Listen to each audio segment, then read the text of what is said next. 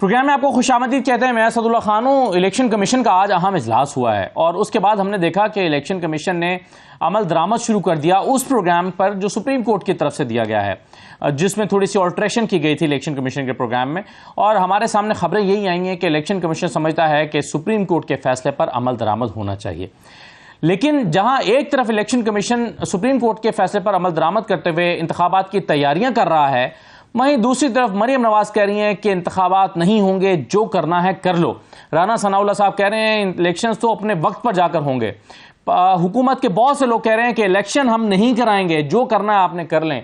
Election commission अगर तैयारी कर भी ले और ये तमाम मराहिल जो सुप्रीम कोर्ट ने जो शेड्यूल दिया है उसके मुताबिक तय पा भी जाएं, तो इसके बावजूद अगर उसे पैसे जारी ना हो, सिक्योरिटी ना मिले, तो इलेक्शन कमीशन फिर इंतखाबात कैसे कराएगा?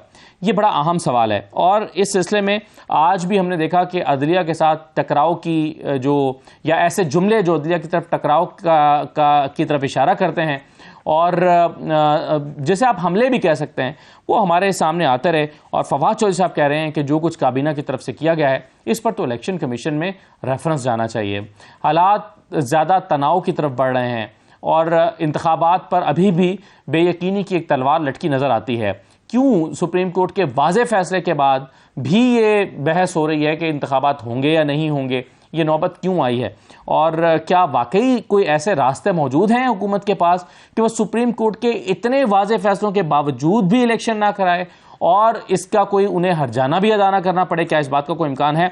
इन्हीं चीज़ों पर हम गुफ्तगू करेंगे। एजाजुल हक साहब हमारे साथ मौजूद हैं, पाकिस्तान तहरीक इंसाफ के रहनुमा है, सीनियर सियासतदान है। बहुत शुक्रिया एजाजुल हक साहब प्रोग्राम में शिरकत करने के लिए। इरशाद अहमद आरिफ साहब हमारे साथ मौजूद हैं, सीनियर तजज़ियाकार हैं। इरशाद साहब बहुत शुक्रिया।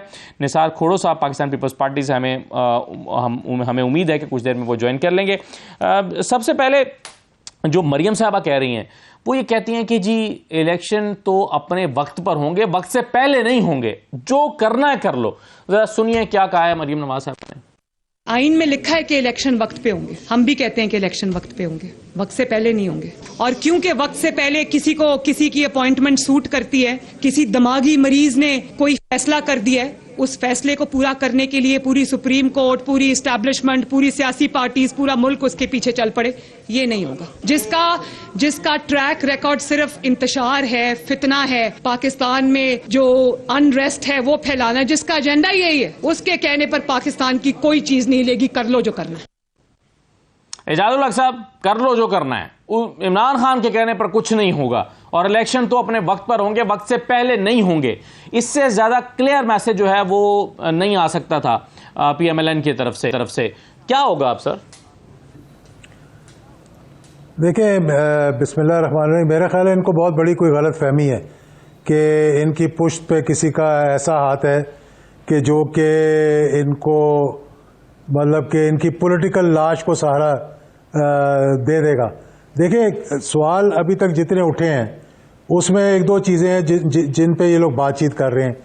पहली बात ये कि 3-2 या 4-3 या जो भी गुफ्तगू है, जज जो बेंच था वो 5 लोगों का था और 3-2 से उस पर फैसला आया। इसके अलावा कोई बेंच नहीं था, पहली बात। दूसरी बात यह है कि जो फुल बेंच बनता है वो बनता है कोई unprecedented question of the constitution हो। यहाँ तो कोई ऐसा क्वेश्चन नहीं था। यहाँ तो एक सिंपल बात थी कि 90 दिन के बाद इलेक्शंस होने हैं और 15 के 15 जजेस ने इनको, सुप्रीम कोर्ट और हाई कोर्ट समेत सब ने यह कहा कि 90 दिन के अंदर इलेक्शन होने हैं। उस पर कोई दो राय नहीं है। सुओ मोटो पे एक राय हो सकती है, 2 राय हो सकती हैं। अगर सुओ मोटो हो या ना हो, इलेक्शंस 90 दिन के अंदर अंदर इनको करवाने पड़ने हैं। तीसरी बात जो बड़ी अहम है और मुझे दुख होता है ये देख के कि मैं बड़ा हाईली रिगार्ड करता था और मैं समझता था कि इनसे कोई अपराइट जज जो है वो नहीं आया, क्योंकि बड़ा उन्होंने एक स्टैंड लिया था ना। इन्होंने उसको मुतनाज़ बना दिया जस्टिस फाइज ईसा को, जिन्होंने इसके बाद सुप्रीम कोर्ट का जज बनना है बंदयाल साहब के बाद। और इनकी सारी कोशिश ये है कि किसी तरह से आज बंदयाल साहब को निकाल कर उनको लाके बिठा दें और ये समझ रही है कि शायद उससे तराजू के पल्ले जो हैं वो बराबर हो जाएंगे। और मैं तो ये अपनी तरफ से तो मैं बहुत दफ़ा कह चुका हूँ, पता नहीं मेरी बात कोई सुनता है कि नहीं, कि खुदारा तराजू के पल्ले जो हैं बराबर कर दें और जो केसेस उनके माफ़ करने हैं माफ़ कर दें।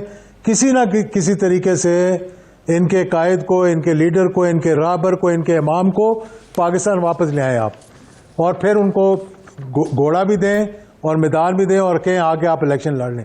देखिए मौजूदा सूरत हाल में इस वक्त जो लेकिन आपने इजाज़त साहब आज मरियम साहबा की तकरीर सुनी होगी या आप तक खबर जरूर पहुंची होगी, जिसमें वो कहती हैं कि जिस इलेक्शन की बात की जा रही है, जो इमरान खान मांग रहे हैं, मैं लिख कर देती हूं कि इलेक्शन होंगे, ये हार जाएंगे, फिर ये इन्हीं इलेक्शन को नहीं मानेंगे और 5 साल के लिए ये फिर जो है वो एहतजाज करते रहेंगे। तो वो तो कॉन्फिडेंट हैं कि अगर इलेक्शन हमें इलेक्शन में उतरना पड़ा तो हम इलेक्शन जीत जाएंगे। अभी तो हम बहुत दूर आ चुके हैं, थोड़ा सा माजी में जाकर देख लें, जबकि इतनी इनकी मतलब हुकूमत की खराबी नहीं हुई थी जितनी की आज हो चुकी है। ये आटे में 22 लोगों को शहीद करके आटे की लाइनों में अब पेट्रोल की लाइनें लगवाने लगे हैं। मेरे ख्याल में इन्फ्लेशन जो है, हाइपर इन्फ्लेशन इस वक्त पाकिस्तान में, और हम एक डिफ़ॉल्ट की वर्ज पे खड़े हुए हैं मुल्क जो है। तो हमारी स्टॉक एक्सचेंज, हमारा रुपया जिस नैच पे खड़ा हुआ है, हमारी एक्सपोर्ट्स, हमारी रेमिटेंसेस, आज तो अगर इलेक्शंस होंगे तो आप यकीन करें, इनके अपने कराए हुए पोल्स हैं, इनके पोल्स कह रहे हैं कि 80% लोग इनके खिलाफ हैं। 80% of the people are voting for the opposition अगर आज इलेक्शन हो जाते हैं तो, और इनको इस बात का साफ पता है। अब मुझे बताएं ना, ये किस अच्छा फिर डिस्क्रिशनरी पावर है चीफ मिनिस्टर की, जब मर्जी असेंबली तोड़े, किसी के कहने पे तोड़े, किसी के ना कहने पे तोड़े, तोड़नी तो उसी है ना, सिग्नेचर तो उसी का होना है। तो ये अब कहना जी कि वो तो तोड़ना नहीं चाह रहे थे, किसी लीडर ने कह दिया, इस चीज को आप चैलेंज नहीं कर सकते कोर्ट्स के अंदर। सही है। और फिर जिस किस्म की बातें की हैं, सही है, ये कोर्ट में बात हुई थी, इरफान कादिर साहब ने वैसे आर्गुमेंट करते हुए कहा था, उन्होंने कहा कि मैं मानता हूं चीफ मिनिस्टर का ये इख्तियार होता है। उन्होंने ये कहा कि अगर ये 2 साल पहले असेंबली तहलील हो जाती तो तब और बात थी, लेकिन इतना करीब आकर जो है वो अलग अलग वक्त में इंतखाबात नहीं होने चाहिए। अगरचे इसके लिए उनके पास कोई आईनी दलील नहीं थी, लेकिन वो समझते थे कि चूंकि वक्त बहुत करीब है, सिर्फ चंद महीने का फर्क है, तो फिर इलेक्शन इकट्ठे ही होने चाहिए। उनका कोर्ट के अंदर आर्गूमेंट था इरफान कादिर साहब का। लेकिन मैं इरशाद आरिफ साहब जी, मरियम साहबा का बयान तो अभी मैं सुनवा रहा था, लेकिन एक ट्वीट भी मैं आपके सामने रख देता हूँ जरा, और फिर सनाउल्लाह साहब और खुद इरफान कादिर साहब क्या कह रहे हैं आपसे मैं चाहता हूँ कि जरा इस पूरे को इसका तज्जिया कर दें कि अब हालात क्या बन रहे हैं। मरियम साहबा की ट्वीट देखिए, जिसमें वो कहती हैं कि जिस फैसले को सुप्रीम कोर्ट के जजेस की अक्सरियत नहीं मान रही, हमसे कहा जा रहा है कि वो फैसला मानो। वो फैसला जिसको मुअज़्ज़िज़ जज साहिबान फैसला ही मानने से इनकारी हैं, इसको कौम पर मुसल्लत किया जा रहा है, ये पहली बार सुना है। इन्हीं फैसले को वो कहती हैं कि सुप्रीम कोर्ट के जजेस ही फैसला मानने से इनकार कर रहे हैं। दूसरी तरफ राना सनाउल्लाह साहब जो हैं वो क्या कहते हैं इलेक्शन के इनेकाद के हवाले से, सुन लीजिए वो क्या कह रहे हैं। पाकिस्तान को तबाही, अफरा तफरी और अनारकी की तरफ धकेलेगा।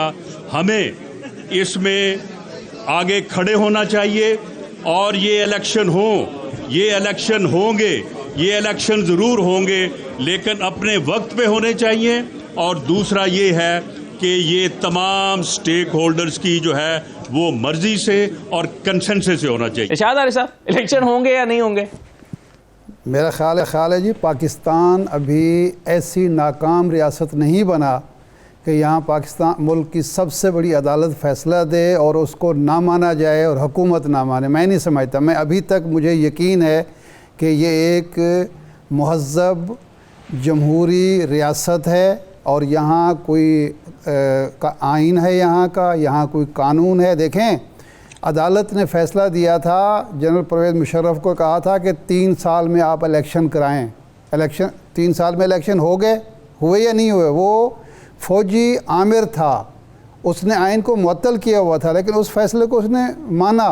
नवाज शरीफ साहब को जब निकाला गया था तो नवाज शरीफ ने फ़ैसला माना था या नहीं माना था? वज़ीर आज़म थे उस मुल्क के। जब यूसुफ रज़ा गिलानी को निकाला गया तो यूसुफ रज़ा गिलानी उसके बाद वो घर चले गए। तो मैं नहीं समझता कि ऐसी कोई क़यामत आई है, खा आसमान टूट पड़े, ज़मीन फट जाए, लेकिन मेरा ख़्याल है कि इलेक्शन होंगे और सुप्रीम कोर्ट की डेडलाइन के मुताबिक होंगे। मुझे कोई इसमें शक नहीं होना चाहिए क्योंकि आइन इस मुल्क में मौजूद है। शाह साहब, जब मरियम नवाज ये कहती हैं कि जी इलेक्शन तो वक्त पर होंगे, उससे पहले नहीं होंगे, जो करना है कर लो, तो कहीं वो ये कहकर अपने चचा या prime minister of Pakistan Shahbaz Sharif साहब की नाअहली का रास्ता तो नहीं हमवार कर रही, क्योंकि यूसुफ रज़ा गिलानी के साथ जोड़कर देखा जा रहा है कि अगर तौहीन अदालत होगी तो जाहिर है वो घर भी जा सकते हैं प्राइम मिनिस्टर। तो मरियम साहबा नादानस्तगी में कहीं अपने चचा को नाअहली की तरफ तो नहीं धकेल रही? अच्छा, इसके बारे में र्यूमर्स तो चल रही हैं कि वो चाहती हैं कि एक सियासी शहीद, ये नवाज शरीफ साहब के बारे में भी हमने सुना है कि वहाँ कोई लंदन में गुफ्तगू हुई है कि यार हमारे घर में एक शहीद नहीं है, चलो वैसे तो शहीद नहीं मिलता, सियासी शहीद ही हमें कोई मिल जाए तो वो शहबाज शरीफ साहब की कुर्बानी दी जा सकती है। ये मुझे मालूम नहीं कि कहाँ तक ये हकीकत है, लेकिन ये चीज़ बिल्कुल वाज़े हो रही है कि मौजूदा हुकूमत ख़ुदकुशी के रास्ते पर गामज़न है और वो ये समझती है कि हमें अगर ठुडे मार कर अदालत निकाल दे तो शायद हमारा कोई नैरेटिव बन जाएगा, हम सियासी शहादत हासिल कर लेंगे। लेकिन हकीकत यह है कि जो लोग उनको ये मशवरे दे रहे हैं वो उनके सबसे बड़े नादान दोस्त हैं या दाना दुश्मन हैं। वो उनको एक ऐसी बंद गली में ले जाना चाहते हैं कि ये नाअहल भी हो जाएं और सियासत से भी ये आउट हो जाएं, क्योंकि इस वक्त जो पॉपुलर सपोर्ट है वो सुप्रीम कोर्ट को हासिल है, सुप्रीम कोर्ट के उस बेंच को हासिल है जिसने ये फ़ैसला दिया है। और जैसा एजाज साहब भी कह रहे हैं कि ख़ुद इनके अपने सर्वेज ये कह रहे हैं कि जनाब वाला पॉपुलैरिटी तो कोई है ही नहीं। जो देखें, आटे का जो बहरान है, बाकी जो महंगाई का सूरत हाल है, लोगों का कारोबार ठप हो गया है, लोग जो हैं लाहौर शहर से एक सर्वे कराएं असदुल्ला साहब या इस्लामाबाद से, लोग शहर छोड़ के देहातों में वापस जा रहे हैं कि यहाँ उनको खाने को कुछ नहीं मिल रहा, उनके पास इतने पैसे नहीं हैं कि वो अपने घर से दफ्तर जा सकें या अपने जो वर्क प्लेस पे जा सकें। तो ऐसी सूरत में इलेक्शन तो ये चाहते नहीं, इलेक्शन इस साल वक्त पे ये तो अगले 2 साल भी इलेक्शन नहीं चाहते, ये तो मार्शल लॉ की ख्वाहिश भी रखते हैं, सियासी शहादत की ख्वाहिश भी रखते हैं। लेकिन मेरा नहीं ख्याल कि कोई तज्जिया निगार ये सोच सकता है कि सिर्फ़ इनकी ख्वाहिशात पर आइन को भी कुर्बान कर दिया जाए, जमहूरियत को भी कुर्बान कर दिया जाए। देखें, 90s की दिहाई में जब इनको मकबूलियत हासिल होती थी, ये हमेशा असम्बलियाँ तुड़वाते थे वक्त से पहले, सिर्फ इलेक्शन हासिल करने के लिए। आज कौन सी ये क़यामत आ गई है कि इलेक्शन जो आइन का तकाजा है, एक चीफ मिनिस्टर को या प्राइम मिनिस्टर को जब ये हक हासिल है कि वो अपनी सवाबदीद पर और कोई क्वेश्चन नहीं हो सकता, कोई कोर्ट उससे पूछ नहीं सकती कि आपने क्यों सर एक आर्गूमेंट आया था इस पर अदालत के अंदर शाह साहब जी, वो और इरफान कादिर साहब का एक आर्गूमेंट था जी। वो कहते हैं कि ये जो ऑडियो लीक है फवाद चौधरी साहब की के बारे में परवेज लाई की कि अगर ये फवाद चौधरी पहले गिरफ्तार हो जाता तो ये असम्बलियां नहीं टूटनी थी, ये जाहिर करता है कि परवेज लाई असम्बलियां तोड़ना नहीं चाहते थे, मजबूरन तोड़ी हैं उन्होंने, किसी के कहने पर तोड़ी हैं। तो इस बात को बतौर आर्गूमेंट जो है वो इरफान कादिर साहब ने सुप्रीम कोर्ट में पेश किया तो रिजेक्ट हो गया ना। दूसरा ये है कि इरफान कादिर साहब इसी बेस पे अदालत में दोबारा चले जाएं, या मुस्लिम लीग नून वाले जब ये असम्बली टूटी थी किसी ने चैलेंज किया है, किसी एक पार्टी ने PN यानी हुक्मरान इत्तेहाद की, PDM की, किसी एक पार्टी ने चैलेंज किया है इस इकदाम को? उसमें तो ये इलेक्शन में गए। मैं एक चीज़ मुझे ये बताइए एजाजुल हक साहब, परवेज इलाही साहब ने ट्वीट्स किए हैं 2, वो मैं आपको दिखा भी देता हूँ, पढ़ भी देता हूँ और आपके सामने फिर सवाल रखता हूँ। एक तो वो कह रहे हैं कि पुराने इत्तेहादियों के साथ बातचीत आगे बढ़ रही है, जल्द खुशखबरी देंगे, और वो भी तस्लीम करते हैं और हम भी तस्लीम करते हैं कि गलतियां दोनों तरफ से हुई हैं और अब इन गलतियों को सुधारने का वक्त आ गया है। दूसरी ट्वीट में वो कहते हैं कि PDM किसी गलत फहमी में ना रहे, MQM और GDA आइन और सुप्रीम कोर्ट के ख़िलाफ़ PDM की साजिशों का हिस्सा नहीं बनेंगे। ये शायद परवेज़ इलाही साहब ने जो राब्ते हुए हैं उसकी बुनियाद पर ये ट्वीट्स कर रहे हैं कि इस बात का कोई इम्कान है कि एजाजुल हक साहब कि MQM छोड़ दे, हुकूमत से अलहदा हो जाए या कोई दूसरी पार्टी अलहदा हो जाए, इत्तेहाद का हिस्सा ना रहे और इस तरह से फिर कौमी असम्बली भी टूट जाए और इंतखाबात एक वक्त में हो जाए? देखें, 1-2 बातें जो आपने बातें की हैं इस पर कुछ मेरी भी इंफॉर्मेशन है, कुछ मेरी भी मुलाकातें हुई थी जब मैं कराची गया था काफ़ी जमातों से। उस वक्त PSP जो है MQM के अंदर नहीं गई थी, लेकिन उनकी राय मुझे मालूम है कि क्या, और मुझे उस वक्त की भी राय उनकी मालूम है जब 3 अप्रैल को इन्हें कहा गया था कि छोड़कर, हुकूमत को छोड़कर और आप जाकर शामिल हो जाएं जिस GDA ये क्या PDM के साथ। तो उस दिन का भी मुझे उनका पता है कि उनकी क्या राय थी इस बारे में जो कुछ हो रहा था, और वो दस बदस्ता कह रहे थे कि खुदारा इस चीज़ को रुकवाएं किसी तरीके से कि मुल्क डूब जाएगा। और आज मैं देख रहा हूँ कि उनकी बात बिल्कुल 100% सही निकली कि इन्होंने मुल्क को डुबो दिया। सर लेकिन हमारे पास तो इजाजुल साहब इसके बरक्स खबरें आती रही हैं कि खुद वो जनरल बाजवा कहते हैं, मुझसे रब्ता हुआ, मैंने कहा MQM से कि जी आप हुकूमत का साथ ना छोड़ें, लेकिन इसके बावजूद उन्होंने अपना फैसला किया, यानी इनके एडवाइस के बावजूद। तो ये तो बिल्कुल ही एक मुख्तलिफ बात है जो आप कह रहे हैं और वो अलग बात है। जो मैं बात आपसे कर रहा हूँ ना, ये तो मैं मतलब आमने सामने बैठ के बात कर रहा हूँ ना। जनरल बाजवा ने तो पता नहीं उस इंटरव्यू में कहा भी नहीं कहा, उन्होंने तो उसको डिनाई कर दिया। और क्या क्या अब ये मुझे नहीं पता उन्होंने क्या, मैं तो अब आपको बता रहा हूँ कि मेरी उनसे मुलाकात हुई और सामने सामने बैठ कर बात हुई। मैं ये मशवरा इनको दे रहा हूँ हुकूमत को कि अभी भी अगर होश के नाखून ले लें। देखें, कोई इतना स्टबन नहीं है। इमरान खान साहब ने कई मरतबा कह दिया कि मैं बैठ के बात करने के लिए तैयार हूँ, कौमी मसाइल पर और इलेक्शंस पे भी। और उन्होंने ये भी बड़े ज़ोर से कहा और बड़े जज्बे के साथ कहा कि ये फ़ौज भी मेरी है और ये मुल्क भी मेरा है और हम कहीं नहीं लड़ना चाह रहे। पहले तो इस हुकूमत को हम मानते हैं कि अगर सिर्फ एक सूबे के इलेक्शंस हो जाएंगे तो इस हुकूमत के लिए और मज़ीद परेशानी आ जाएगी, क्योंकि अगर सूबे के अंदर किसी और की हुकूमत बन गई तो लाजमी बात है फिर कोई अबूरी वज़ीर आज़म नहीं आएगा, वही बैठ कर इलेक्शंस करवाएंगे जो मुंतखब होंगे। और अगर वो PTI की फ़र्ज़ कर लें मफरूज़े के तौर पे कि अगर वो PTI की हुकूमत आ गई वहाँ पर पंजाब में, तो इनके MLA किस तरह लड़ेंगे वहाँ, जो अभी भी इनको टिकट देने के लिए बंदे जो है वो नहीं मिल रहे। दूसरी बात यह है कि मैं इनको ये मशवरा देना चाहता हूँ कि आज भी वक्त है। सुप्रीम कोर्ट ने भी इनको ये कहा था, पहला जुमला जो चीफ जस्टिस ने बंदयाल साहब ने कहा था वो ये कहा था कि आपस में बैठ के मशवरा कर लें, हम कुछ देर के लिए ताख़ीर कर देंगे। वो इनको एक मशवरा दे रहे थे, लेकिन वो मशवरा लेने के बजाय ये तो हटदर्मी पे उतरे हुए ना। अब इस हुकूमत की एक ही चॉइस है, मैं पूरे पाकिस्तान को ये मालूम है कि ये चाह रहे हैं कि 2 साल के लिए कोई स्टॉप गैप अरेंजमेंट आ जाए, क्योंकि पाकिस्तान के लोगों का हाफजा कमज़ोर है, ये भूल जाएंगे। क्योंकि जैसे आपको पता है कि आज सबसे ज़्यादा जो गुफ्तगू कर रहे हैं बाहर बैठकर वो मियां नवाज शरीफ साहब हैं, जो कि 1 माह की छुट्टी लेकर 50 रुपए के स्टैम्प पेपर पे इस मुल्क से गए थे और डिक्लेयर हो चुके हैं वो एब्सकॉन्डर। लेकिन आज वो पाकिस्तान से बाहर बैठकर पाकिस्तान की तकदीर के फैसले कर रहे हैं। वो बता रहे हैं इस हुकूमत को, क्योंकि इस हुकूमत के तमाम अरकान कहते हैं जी जो मियाँ साहब ने कह दिया वो हमारी पॉलिसी है। तो उन्होंने साफ साफ पहले ही कह दिया था कि जब बेंच हमें मंजूर नहीं है तो फैसला भी मंजूर नहीं होगा। यानी आज तक कभी ये बात सुनी आपने? उस वक्त तो नहीं कहा मियाँ नवाज शरीफ ने जब उनको निकाला गया, सही निकाला या गलत निकाला ये तो तारीख का हिस्सा बन चुका है कि वो निकल चुके हैं। हाँ, रिव्यू में जाएंगे, जो उन्होंने इजाज़त ले ली उसके बाद देखी जाएगी कि क्या होता है। तो मेरा मशवरा इसको हुकूमत को ये है कि भाई आप आज भी बैठ के बात कर लें, कुछ पीछे आ जाएं, कुछ आगे चले जाएंगे जी। अगर हम और आप यानी कि सियासतदान बैठकर फैसला कर लेंगे, किसी सुप्रीम कोर्ट को इतराज़ नहीं होगा, किसी इलेक्शन कमीशन को इतराज़ नहीं होगा, किसी इस्टेब्लिशमेंट को इतराज़ नहीं होगा। और ये ही बेस्ट रास्ता है अगर थोड़ी सी भी समझ आ जाए। लेकिन ये नहीं चाहते कि हम पीछे आए या ये आगे जाएं, साहब, लेकिन ये जो आप कह रहे हैं स्टॉप गैप अरेंजमेंट की बात कर रहे हैं, ये बिल्कुल सही है। ये एक ख्वाहिश मौजूद है, जो हमारी भी मुलाकातें होती हैं PMLN के लोगों से, वो समझते हैं कि अगर कोई 2 साल के लिए कोई और आ जाए तो फिर सारा मलबा उनके ऊपर गिर जाएगा, तो हमारा और इमरान खान का स्टेटस बराबर हो जाएगा। जैसे इमरान खान की महंगाई लोग भूल गए हैं, ऐसे ही हमारी भी कारकर्दगी लोग भूल जाएंगे। ये है, लेकिन इसके इम्कानात आपको कितने नजर आते हैं और ये कैसे होगा और कौन करेगा ये?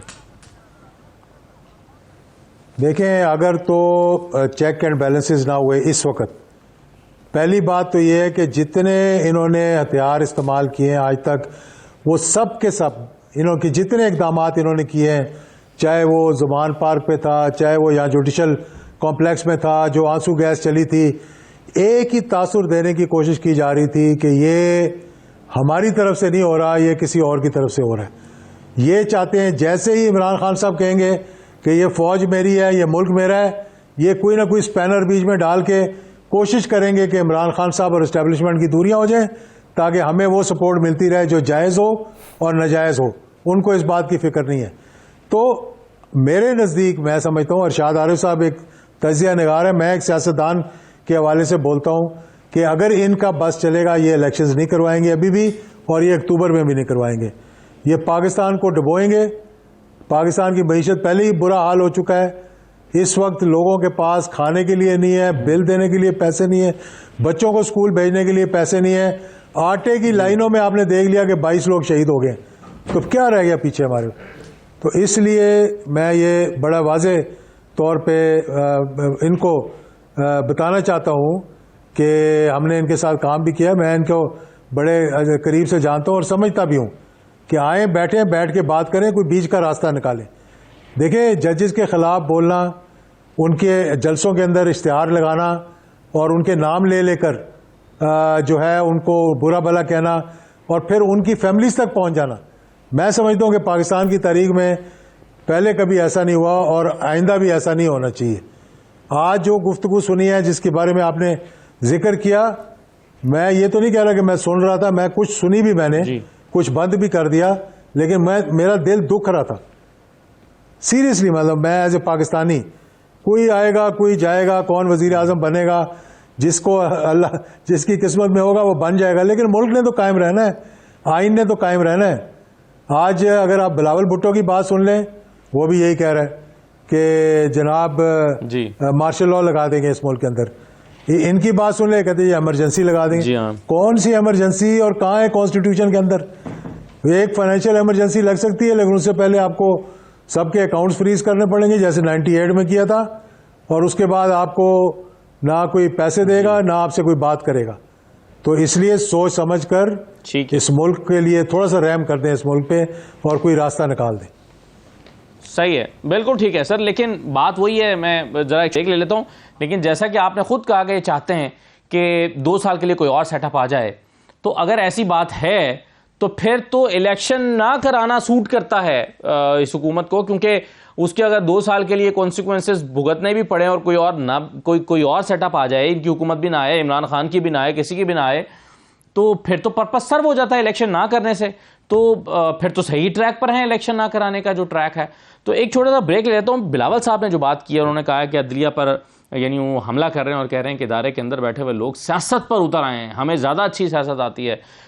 ऐसा लगता है कि डायरेक्ट कन्फ्रंटेशन में चले गए हैं। और आज एक गुजरांवाला बार से प्रेस रिलीज जो है वो जारी हुई है। 2 जजों के हवाले से ऐलान हुआ है कि वो रेफरेंस लाने जा रहे हैं। तो ब्रेक के बाद इस पर बात करते हैं।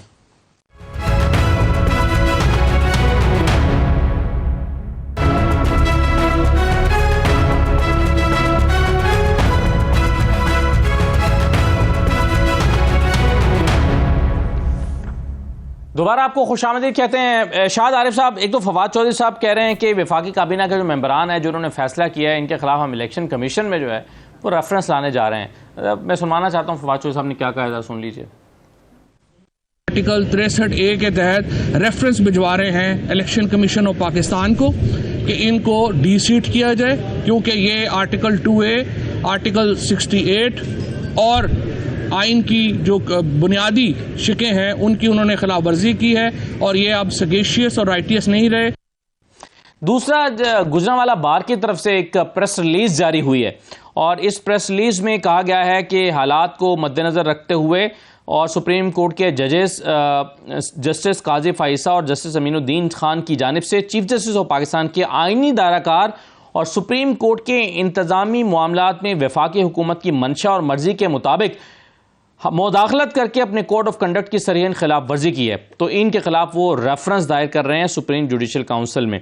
तो ये इस पर इरशाद आरिफ साहब, एक तो फवाद चौधरी साहब जाना चाहते हैं इलेक्शन कमीशन में रेफरेंस लेकर, फिर एक इन जजेस के खिलाफ, कुछ जजेस के खिलाफ पहले ही रेफरेंस जो है वो सुप्रीम कोर्ट जो बार है वो लेकर गई हुई है, पाकिस्तान बार काउंसिल इनफैक्ट लेकर गई हुई है। तो मुख्तलिफ जजेस के खिलाफ मुख्तलिफ वकला की तंजीमें अगर रेफरेंसेस दायर करना शुरू कर देंगी तो कशीदगी और बढ़ नहीं जाएगी। देखिए, ये जो गुजरांवाला बार का मामला है, और इससे पहले कोयटा बार की बात आई थी, तो कोयटा बार ने वो बार काउंसिल ने तरदीद कर दी थी कि हमारा इससे कोई ताल्लुक़ नहीं है, ये हमारा नाम गलत इस्तेमाल हुआ है। इस पर मेरा तो ख्याल है हम सहाफ़ियों के मैं उस कबीले से ताल्लुक़ रखता हूँ जिसे ये समझाया गया था कि अदलिया के बारे में, फ़ौज के बारे में सोच समझ कर बात करनी चाहिए, क्योंकि आइन का यही तकाज़ा है। तो मैं इस पर तो कोई कमेंट मेरा ख्याल है मुनासिब नहीं होंगे।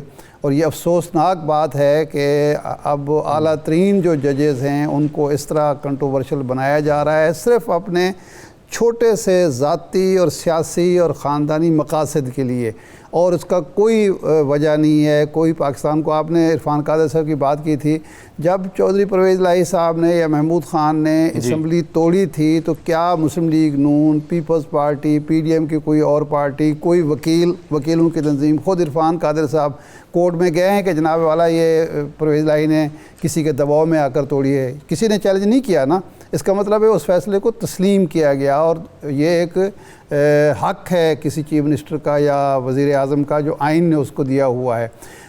जो बात कर रहे हैं जनाब फवाद चौधरी साहब, उनके तो सियासी मकासद होंगे, लेकिन मेरा ख़्याल है कि अब जिस तरीके से ज़ुबानें खुल गई हैं और जिस तरह कैबिनेट को इस्तेमाल किया जा रहा है, एक फ़ोरम है पाकिस्तान के मुंतखब नुमाइंदों का, और वहाँ बैठ के आप अदलिया के ख़िलाफ़ बातें कर रहे हैं, जिसका आइन में देखें, ये पार्लियामेंटेरियन है एजाज साहब मुझसे बेहतर जानते हैं कि आइन में 68 में ये लिखा हुआ है कि पार्लियामेंट के अंदर आप जजेस के कंडक्ट को सेकेंडलाइज नहीं करेंगे, अदलिया को सेकेंडलाइज नहीं करेंगे, लेकिन आइन की वायलेशन करते हुए पार्लियामेंट के अंदर भी, कैबिनेट के अंदर भी और इज्तिमात के अंदर भी जजेस के ख़िलाफ़ गुफ्तगू हो रही है। तो मेरा ख़्याल है वैसे तो ओवरऑल हमारी सबकी ख्वाहिश होती है कि अदालतों को तहम्मुल और बर्दाश्त का मुजाहरा करना चाहिए, लेकिन ये तहम्मुल और बर्दाश्त से मामला आगे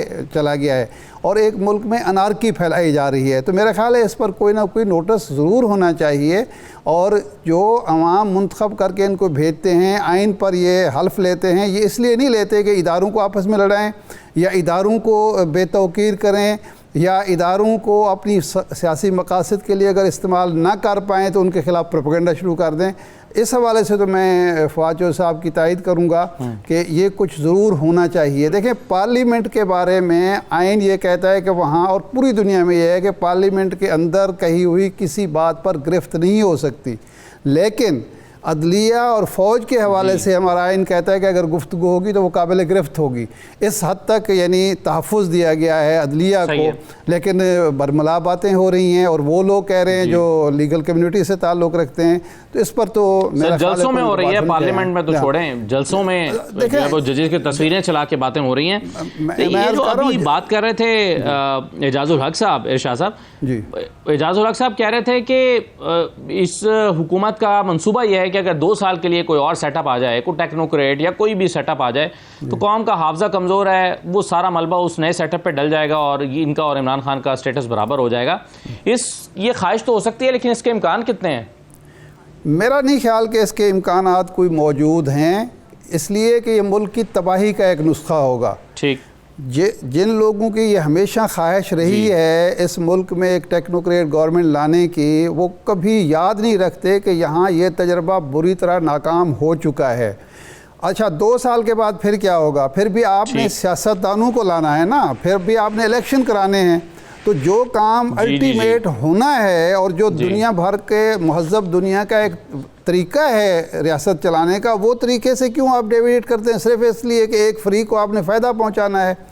एक बात। दूसरा ये है कि ये तजर्बा जो पिछले 1 साल से हुआ है, इससे बदतर तजर्बा तो नहीं हो सकता कि 14-15 जमातें इस मुल्क की इकट्ठी हो के वो आ गई हैं इक़्तिदार में, सिर्फ एक पार्टी बाहर है या उसकी एक हलीफ, एक आध जमात जो है वो बाहर है और वो नाकाम हो गई हैं। तो जो टेक्नोक्रेट आएंगे या जो दूसरी हुकूमत आएगी वो इनसे ज़्यादा काबिल होगी, इनसे ज़्यादा इन्फ्लुएंशियल होगी, इससे ज़्यादा दुनिया में उसके ताल्लुकात होंगे, उनकी इनसे ज़्यादा उनकी इज्जत होगी। सवाल ही पैदा नहीं होता। तो ये मुल्क को डबोने का एक नुस्खा तो हो सकता है, मुल्क की फलाह का नुस्खा नहीं हो सकता। इलेक्शन ही वो वाहिद हल है जिसके ज़रिए कामरान मुर्तज़ा साहब मेरे साथ मौजूद है। ज़रा 1-2 नुक्ते मैं उनके सामने रख दूं, फिर एजाजुल हक आता हूँ। कामरान मुर्तज़ा साहब, मरियम साहबा ने सीधा सीधा कह दिया, वैसे तो खैर काबीना ने ही मुस्तरद कर दिया, पार्लियामेंट ने मुस्तरद कर दिया फैसले को, इसका तो प्राइम मिनिस्टर ने ऐलान कर दिया। मरियम साहबा ने आज कह दिया कि इलेक्शन वक्त पर होंगे, इससे पहले नहीं होंगे, जो करना कर लो। हमारे जो इंटीरियर मिनिस्टर हैं वो भी यही कह रहे हैं, राना सनाउल्लाह साहब भी यही कह रहे हैं कि इलेक्शन नहीं होंगे। ये कंटेम्प्ट ऑफ कोर्ट की तरफ तो नहीं मामला चला जाएगा ऐसे?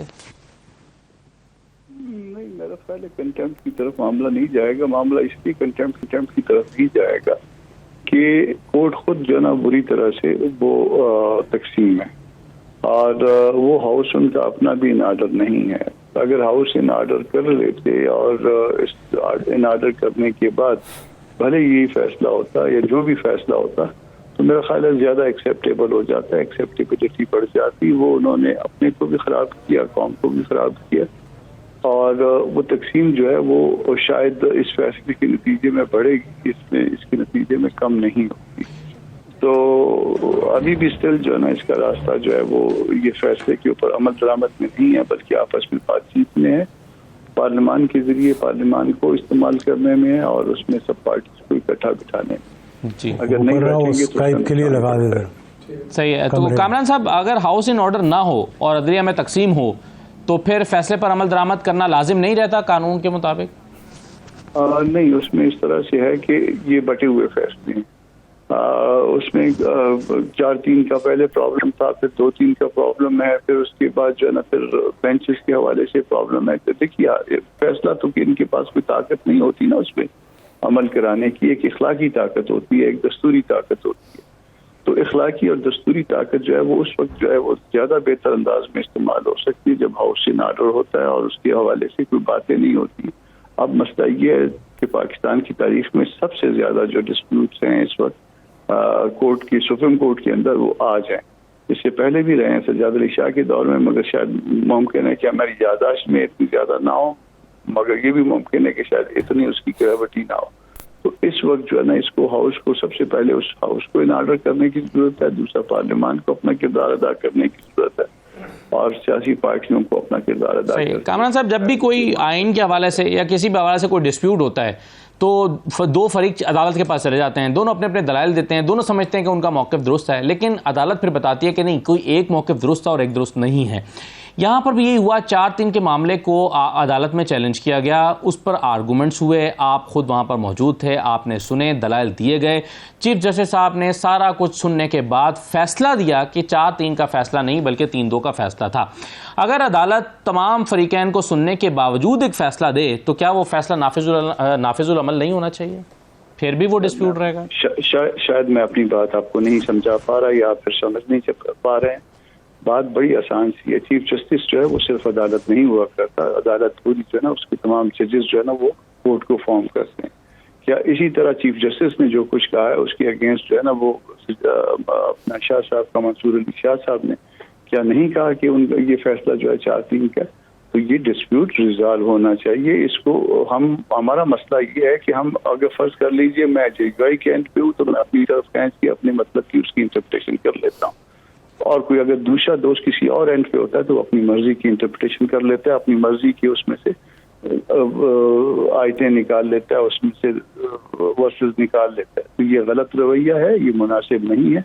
सर, आपने कहा कि डिस्प्यूट रिजॉल्व होना चाहिए। क्या ये डिस्प्यूट ऐसे रिजॉल्व होगा कि जैसे मंसूर अली शाह साहब खुद आए और आकर फिर तस्लीम कर लें, उनका जी मैं अपनी गलती मान लेता हूं और ये 4-3 का नहीं बल्कि 3-2 ही का ही फैसला था? क्या ऐसे डिस्प्यूट रिजॉल्व होगा या कोई और रास्ता भी है? शायद आप फिर जानबूझ के नहीं समझना चाह रहे। डिस्प्यूट इस तरह से रिजॉल्व नहीं होते। लीडर की अपनी जो है ना रिस्पॉन्सिबिलिटी वर्क करती है। लीडर यहाँ पे कौन है? यहाँ पे लीडर जो है वो चीफ जस्टिस है जो इसको लीड कर रहा है। अगर गवर्नमेंट के लिए लीडर की बात होगी तो वो गवर्नमेंट के लिए वज़ीर आज़म होगा, पार्टी में लीडर की बात होगी तो पार्टी हेड होगा। तो लीडर की जो है सबसे ज्यादा जिम्मेदारियां होती हैं। ये बात तस्लीम की जाए पहले कि एक डिस्प्यूट मौजूद है, डिवीजन इतनी शदीद है कि तकरीबन जो है ना वो बराबर हिस्सों में एक के फर्क के साथ सुप्रीम कोर्ट बटी हुई है, और इस फर्क को लीडर ने निकालना है। उसमें किस तरह से निकालना है ये लीडर की क्वालिटी के ऊपर डिपेंड करता है। अगर नहीं निकलेगा तो इससे ज्यादा बड़े नुकसान का अंदेशा है, और ये नुकसान सिर्फ अदारे का नहीं है, खुदा न खास्ता मुल्क और कौम का भी। जी ठीक है। एजाजुल हक साहब, कामरान मुर्तज़ा साहब समझते हैं कि नहीं, ये मामला कंटेम्प्ट ऑफ कोर्ट की तरफ नहीं जाएगा, और इसलिए नहीं जाएगा क्योंकि अदलिया में एक तकसीम है, और जब तक ये तकसीम ख़त्म नहीं होगी तो उस वक्त तक ये फैसला जो है उसका इम्प्लीमेंटेशन होना या ना होना वो कंटेम्प्ट ऑफ कोर्ट की तरफ नहीं लेकर जाता। आप इत्तफाक करेंगे इस इंटरप्रिटेशन से? देखें जी, पहली बात तो ये है कि मैं तो एग्री नहीं करता, कामरान मुर्तज़ा साहब मेरे भाई हैं, लेकिन जो मैं देख रहा हूँ मैं तो वही बात करूँगा। पहली बात ये कि कभी ऐसा नहीं हुआ कि 100% अदलिया जो है ना वो इकट्ठी हो। हमेशा एक अदलिया के अंदर कहीं ना कहीं कोई स्प्लिट रहता है, हमने तो उस जजमेंट को मानना है जो कि जजमेंट हमारे सामने आई और वो 5 जजों ने जिसके ऊपर साइन किया। अगर 4-3 की कोई जजमेंट है, कामरान मुर्जा समझते हैं, तो वो जजमेंट मुझे ला के दिखा दें कि भाई ये सुप्रीम कोर्ट ने जजमेंट दी है कि ये फैसला है 4-3 का। मेरे सामने तो कोई फैसला नहीं आया। अगर कोई जज बेंच से उठ के चला जाता है या वो कहता है मैं नहीं बैठ सकता या वो उससे इनकारी हो जाता है, वो फैसला तो नहीं होता। मंसूर अली शाह साहब का एक नोट है जिसके बारे में वो कहते हैं कि जी ये जजमेंट है और मंसूर अली शाह साहब ने कहा है कि ये 4-3 का फैसला था। नोट तो फैसला नहीं होता ना जी, नोट तो फैसला नहीं होता, नोट फैसला नहीं होता। ये तो यही तो कमाल है जब बड़े बड़े वकला ये बैठकर और जो के माहिर कानून है वो ये बात करते हैं, तो मुझे बड़ा दुख होता है इस बात पे। नोट तो कई लिखे होते हैं, note is not part of the judgment. Even footnote आता है, उसका मतलब कि कोई एग्री नहीं करता, उसका अपना नोट आता है कि भाई मैं क्यों नहीं एग्री कर रहा। लेकिन कोई 4-3 की जजमेंट है, मुझे ला के दिखा दें, मैं कहूँगा जी ठीक है आप सही कह रहे हैं। ये एक नैरेटिव बनाया गया है 4-3 4-3 4-3 3-2 3-2, ताकि पूरी कौम को हम कंफ्यूज कर दें। और कंफ्यूज कौन कर रहा है? वो लोग जिन्होंने हमें आइन और कानून पढ़ाना है, वो ये बैठकर ये बातें कर रहे हैं। चाहे आप बड़े बड़े वकला को सुन लें या चाहे आप जजेस को सुन लें, तो ये बड़े अफसोस की बात है। देखें, कंटेम्प्ट होगा। अगर चीफ जस्टिस चाहे तो चीफ जस्टिस इसको ऐसे इंप्लीमेंट करवाएगा कि ये नाक से लकीरें भी निकालेंगे और इंप्लीमेंट भी करवाएंगे। मतलब ये कोई तरीका है कि आप 200 लोगों को काले कोट पहनाकर, जिसमें से 50 भी जज नहीं, वकला नहीं थे उसके अंदर, मुझे पता है कौन लोग गए थे वहां, मेरे पास तस्वीरें हैं इसके अंदर, और आप वहां जाकर तो अदलिया के खिलाफ जो है राजाशाही शुरू कर दें और गुफ्तगू शुरू कर दें और आप कहें जनाब हम ये कर देंगे, हम वो कर देंगे। कहाँ गया आप पन्ने खान? इस दफा जो जज जो बेंच को या अदलिया को तकसीम किया गया है वो पॉलिटिकल वजह से किया गया, क्योंकि पॉलिटिशियंस जो हैं वो पार्टी बन गए हैं। बिल्कुल ठीक है। आज एक बहुत अहम मुलाकात भी हुई है प्राइम मिनिस्टर हाउस में। वज़ीर आज़म और आर्मी चीफ और DGISI मिले हैं। मजमूई तौर पर मुल्क की सूरत हाल, अमन व अमान, इन तमाम चीज़ों पर गुफ्तगू हुई है। इस पर बात करते हैं, एक छोटा सा ब्रेक के बाद वापस आते हैं। और बिलावल साहब जो कह रहे हैं अदलिया के बारे में, वो बड़ा ख़तरनाक है। और बात तो हो रही है कि आइन बनाया था भुट्टो साहब ने, पीपल्स पार्टी की जमात ने, बिलावल साहब की पीपल्स पार्टी ने, और उस आइन पर अमल दरामद करने का एक फ़ैसला कोर्ट से आता है और उस फैसले को मुस्तरद कर देती है पीपल्स पार्टी जो आइन की खालिक है। ब्रेक के बाद वापस आते हैं जी।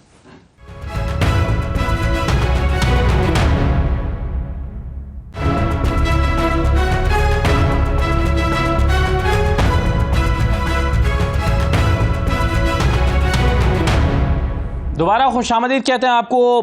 बिलावल साहब को ज़रा मैं आपको सुनवाना चाहता हूं। कल उन्होंने मार्शल लॉ की बात की थी, आज वो एक और बात कर रहे हैं और कह रहे हैं कि जी इदारे में बैठे हुए लोग, उनका इशारा अदलिया की तरफ है, इदारे में बैठे हुए लोग सियासत पर उतर आए हैं। सुनिए क्या कहा उन्होंने। तख्ते लाहौर का सवाल और तख्ते लाहौर का लड़ाई पाकिस्तान को ले डूबेगा। जब दूसरे इदारे में कुछ चंद शख्स जिद पे उतर आए हैं कि उन्होंने सियासत खेलना है, फिर अगर सियासत खेलना है फिर सियासत करने के लिए तैयारी पकड़ो। हम भी जानते हैं कि कैसे सियासत किया जाता है और हम अब सियासी मैदान में उतर आएंगे, हर गैर जमहूरी वार का जवाब देंगे। जी इरशाद साहब, क्या कहाँ मामला जा रहा है? पीपल्स पार्टी पर तो बहुत हैरानी हुई और पीपल्स पार्टी के जो आईनी और कानूनी ज़हन रखने वाले लोग हैं, एतजाज़ एहसन साहब हैं, रतीब खोसा साहब हैं, वो उसकी इंटरप्रिटेशन दे रहे हैं कि नहीं ये तो आप इलेक्शन करवाने पड़ेंगे। लेकिन बिलावल साहब समझते हैं कि इदारे में बैठे हुए लोग सियासत पर उतर आए हैं। असल में ये जो हमारे सियासतदानों की जागीरदाराना जहनियत है ना, कि हमारे हुक्म के ताबे होनी चाहिए, अदलिया भी, फ़ौज भी, इलेक्शन कमीशन भी, पार्लियामेंट भी, सब कुछ, ये उस जहनियत का इजहार है। और इसी का नुकसान हुआ है कि आज तक सियासतदान जो हैं बार बार ठुकराए जाते हैं, उनको ठुड्डे मार कर निकाला जाता है इक़्तिदार से। और उनमें कौमी जो एक होती है ना इज्तमाही या गिरोही हमियत जिसको कहते हैं, इतने महरूम हैं कि ठुड्डे खा के फिर जाके वहाँ घुटने टेक देते हैं उनके सामने। ये उसका इज़हार है, अदरवाइज़ कुछ भी नहीं है। देखें, बात यह है कि आइन की जो तशरीह होगी वही काबिल कबूल होगी जो अदलिया करेगी, और अदलिया में अक्सरियत का फ़ैसला चलता है। कामरान मुर्जा साहब, मुझे बहुत अफसोस हो रहा था, बड़े वकील हैं, अगर 15 जजों का फुल कोर्ट आज बन जाता है, 8 जज फैसला दे देते हैं, 7 इख्तलाफ करेंगे उससे, ठीक है ना। तो ये स्प्लिट डिसीजन होगा, ये इसको नहीं माना जाएगा क्योंकि 7 लोग तो मुत्तफिक नहीं हैं। ये अजीब जाहिलाना किस्म की मंतिक है कि तकसीम है जी अदलिया के अंदर। भाई जिस तरह एजाज साहब कह रहे हैं कि कोई हमें दिखा दे कि किसी दिन 1 घंटे के लिए 7 रुकनी कोई बेंच बैठा हो, 9 रुकनी बेंच बैठा, उनका फैसला आया कि जी नया रिकॉन्स्टिट्यूट होगा बेंच, वो तो रिटर्न मौजूद है ना फैसला, ऑर्डर जो है, उसके रोशनी में चीफ जस्टिस ने 5 रुकनी एक बेंच बनाया, उसने समाअत की। अब ना 7 रुकनी बेंच का कोई वजूद है, ना कोई कागज़ में वजूद है, ना अमलन कोई अदालत में हमें नज़र आया है। 4-3 हो गया, 7 रुकनी हो गया, मतलब इतना झूठ बोलना। असल में रिकॉन्स्टिट्यूशन पे बहुत बात हुई कि जी ये रिकॉन्स्टिट्यूशन ऑफ द बेंच था और ये 9 के 9 जजेस ने कहा था कि रिकॉन्स्टिट्यूट किया जाए बेंच, इस पर तो बार बार बात होती है। मैं यही अर्ज कर रहा हूँ, असल में जो बात अवाम को इस वक्त नाराज़गी है हुक्मरान इत्तेहाद से और इनके जो इस तरह के वकील हैं उनसे, नाराज़गी क्या है कि ये हमें कम अकल समझ रहे हैं, हमें बेवकूफ़ समझ रहे हैं, हमारी दानिश का मजाक उड़ा रहे हैं। ये जो आपको इस वक्त मुल्क के अंदर एक फ़ज़ा नज़र आती है ना कि एक साइड पे लोग खड़े हो गए हैं और सबको ठुकरा रहे हैं, उसके पीछे ये है कि इन लोगों ने 90 की दहाई की तरह 80 की दहाई 70 की दहाई में रह रहे हैं। वो ज़हनियत है कि हमारी दानिश की, हमारी अकल की, फ़हम की, फ़रासत की मजाक उड़ा रहे हैं। ये समझते हैं ये कौम इतनी बेवकूफ़ है कि जो झूठ भी हम बोल देंगे पार्लियामेंट के अंदर, कैबिनेट के अंदर या लोगों के अंदर, जलसे के अंदर, लोग मान जाएंगे। और इसकी वजह से नौजवान नस्ल जो पढ़ी लिखी भी है, समझदार भी है और जिसका एक एक्सपोजर है सोशल मीडिया की वजह से, मीडिया की वजह से, वो इनको रिजेक्ट कर रही है और इनको समझ ही नहीं आ रही। भाई एक चीज़ का वजूद ही नहीं है। एक नोट जो है, नोट तो हर फैसले में एक आध नोट होता है, तो उस नोट को कभी फैसले का हिस्सा देखें। ये काजी फ़ायज़ ईसा साहब थे जिन्होंने हुदैबिया पेपर केस में ये कहा था कि मेरे सामने वकील ने अगर आसिफ सईद खोसा साहब वाला जो 2 रुकनी फ़ैसला था, यानी अक़लियत मिनॉरिटी जो डिसीजन था, मेरे सामने तुमने नाम लिया तो मैं तुम्हारा लाइसेंस कैंसिल कर दूंगा। ये है ये यानी जो मिनॉरिटी डिसीजन को काजी फ़ायज़ साहब ने कहा कि मेरे सामने आप बात ही नहीं कर सकते, उसको पेश ही नहीं कर सकते, और ये मिनॉरिटी जो डिसीजन है उसको मुक़द्दस समझ रहे हैं। अजीब सी बात है। अच्छा, जब बात होगी काजी फ़ायज़ साहब की, वो तो जो सीनियर जज हैं, जब किसी और की होगी उस वक्त जो होगा चीफ जस्टिस की बात होगी जी, सब जज बराबर होते हैं। भाई अजीब बात है कि जब फ़ायज़ साहब वो तो सीनियर जज होते हैं, जब चीफ जस्टिस का मामला है तो वो तो जनाब बराबर जज होते हैं। तो असल में इतने तज़ादात हैं, लोग इसको रिजेक्ट कर रहे हैं जी। मतलब चीज़ें इतनी उलझ गई हैं कि या उलझा दी गई हैं, इनफैक्ट ये कहना ज़्यादा मुनासिब होगा कि उलझा दी गई हैं और जानबूझ के ऐसा लगता है उलझाई गई हैं ताकि कहें नहीं जी गड़बड़ हो गई और शोर शराबा हो जाए और कोई बात उसमें समझ ना आए। लेकिन एजाज़ उल हक साहब, आज एक बड़ी अहम मुलाकात भी हुई है आर्मी चीफ की प्राइम मिनिस्टर के साथ, और DGI भी उसमें मौजूद थे। इस्टेब्लिशमेंट जो कि अभी तक न्यूट्रल रही है उनके बकौल इस सारे मामले में और समझती है कि सियासतदानों को अपने मसाइल खुद हल करने चाहिए, लेकिन इस कंट्रोवर्सी में आपके ख्याल में इस्टेब्लिशमेंट का कोई किरदार हो सकता है ताकि चीज़ों को थोड़ा सा बेहतर किया जाए? देखें, हुकूमत तो पूरा तासुर दे रही है कि हम इस्टेब्लिशमेंट हमारी पुश्त पे खड़ी है, और मुझे ये बड़े अफसोस के साथ ये बात कहनी पड़ी, क्योंकि उनका लहजा, उनकी गुफ्तगू, उनका ये जो द मास्टर स्ट्रोक जिस तरह कहते हैं जी कि नहीं होंगे इलेक्शंस, बड़े बड़े वकला मैंने देखे हैं, मैं नाम नहीं लेता, मुझे बड़ा दुख होगा, वो सुप्रीम कोर्ट को कह रहे हैं कि जाओ मैं देखूंगा तुम किस तरह इलेक्शन कराओगे।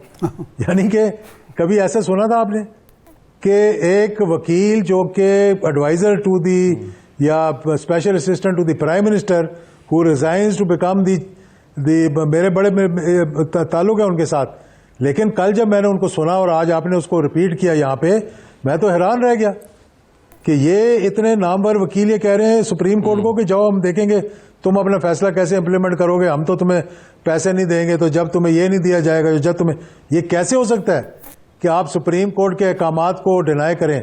ना फौज कर सकती है, ना फाइनेंस मिनिस्ट्री कर सकती है, ना कैबिनेट कर सकती है, ना हुकूमत कर सकती है। अगर ये पाकिस्तान को अगर आपने बनाना रिपब्लिक बनाना है तो जो मर्जी करते रहें आप जाके, दूसरी बात जो इससे पहले हुई थी कि बिलावल साहब जो गुफ्तगू कर रहे हैं आजकल, वो जरदारी की पार्टी है, वो जुल्फ़िकार अली भुट्टो की पार्टी नहीं है। वो आप देखते हैं जो अबव पार्टी लाइंस होके बात कर रहे हैं, आप सुन लें एतजाज़ अहसन साहब को, लतीफ़ खोसा साहब को और दीगर उनकी जो पार्टी के रहनुमा हैं जो कि आइन और कानून को समझते हैं और सारी उम्र उन्होंने अदालतों में मारें खाई हैं, वो आपके सामने आपके हक़ाइक़ रखेंगे। अगर इस तरह से 200 वकला को लोगों को काले कोट पहनाकर और अगर गाली गलोच से आप अपने हावी हो गए सुप्रीम कोर्ट पे, तो ये पाकिस्तान तो फिर कहीं का नहीं रहेगा। और अगर सब फरीक यही करने लगेंगे तो फिर बात कहाँ जाएगी। बिल्कुल सही है। बहुत शुक्रिया एजाज साहब, बहुत शुक्रिया प्रोग्राम में शिरकत करने के लिए। आपका भी और कामरान मुर्जा साहब ने भी हमें ज्वाइन किया। तमाम मेहमानों का शुक्रिया। इजाज़त दीजिए, अल्लाह हाफिज़।